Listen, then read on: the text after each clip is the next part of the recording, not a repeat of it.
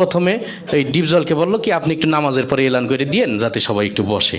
তাই ডিপজল নামাজের পরে তার মতো করে এলান করতেছে এইভাবে, ইনশাল্লাহ ভাই বাকি নামাজের পরে মসজিদি মানে কিনের কথা হইব।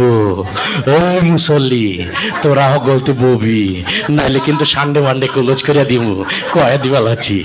তো সবাই তো ভয়ে বসে গেছে, সর্বনাশ যেই লোক এলান করছে না বসলে তো খবরই আছে।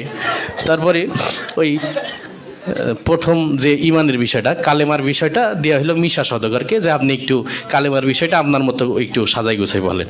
তাই মিশা সওদাগর কালেমার বিষয়টা বলতেছে এইভাবে, আমরা দু চোখে যা কিছু দেখি আর না দেখি সব আল্লাহ সৃষ্টি মাখলুক। মাখলুক কিছু করতে পারে না আল্লাহর হুকুম ছাড়া, আর আল্লাহ সব কিছু করতে পারে মাখলুক ছাড়া। তাই যাই হোক সে তার মতো করে বলে গেল। তারপরে নামাজের বিষয়টা ডিপজলকে আবার দিল যে আপনি একটু নামাজের বিষয়টা আপনার মতো করে বুঝাই বলেন।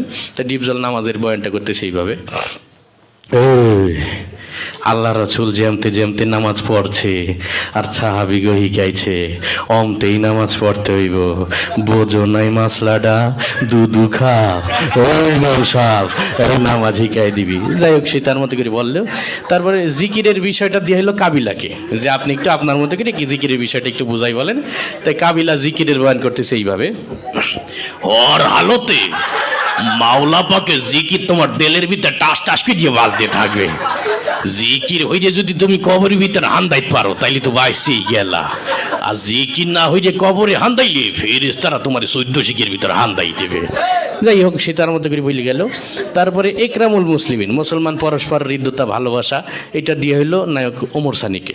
তো ওমর সানি তার মতো করে বুঝাই বলতেছে এইভাবে, একজন মুসলমান আরেকজন মুসলমানের দুঃখ কষ্ট ভাগাভাগি করে দেওয়ার নাম একরামুল মুসলিমিন। চৌধুরী সাহেব আমরা গরিব হতে পারি, আপনার মতো বদদিন নই, আমি গত মাসেও 3 তিল্লা দিয়েছি। যাই হোক সে তার মতো করে বললো। এরপরে ওই সহিনিয়ত, আমরা যা কিছু করবো একমাত্র আল্লাহকে রাজি খুশি করার জন্য করব, এটা দেওয়া হইলো নায়ক মান্নাকে। মরহুম মান্না এসে তার বয়ানটা করতেছে এইভাবে, আমরা যা কিছু করব পৃথিবীর কোনো মানুষকে খুশি করার জন্য করব না, সবকিছু আল্লাহকে রাজি খুশি করার জন্য করব। যাই হোক সে তার মতো করে বলে গেল। এরপরে তাবলিগের বিষয়টা দেওয়া হলো নায়ক রুবেলকে। তাই নায়ক রুবেল তার মতো করে বলতেছে এইভাবে, আল্লাহর দিয়া জান, আল্লাহর দিয়া মাল, আল্লাহর দিয়া সময় নিয়ে আল্লাহর রাস্তায় বের হয়ে আল্লাহর দিয়া জান মাল সময়ের সঠিক মূল্যায়ন করতে হবে। আর জেনে রাখি শয়তান, তুই যদি আল্লাহর দিয়া জান, আল্লাহর দিয়া মাল, আল্লাহর দিয়া সময় সঠিক মূল্যায়ন না করিস তুই বেঈমান হয়ে মারা যাবি।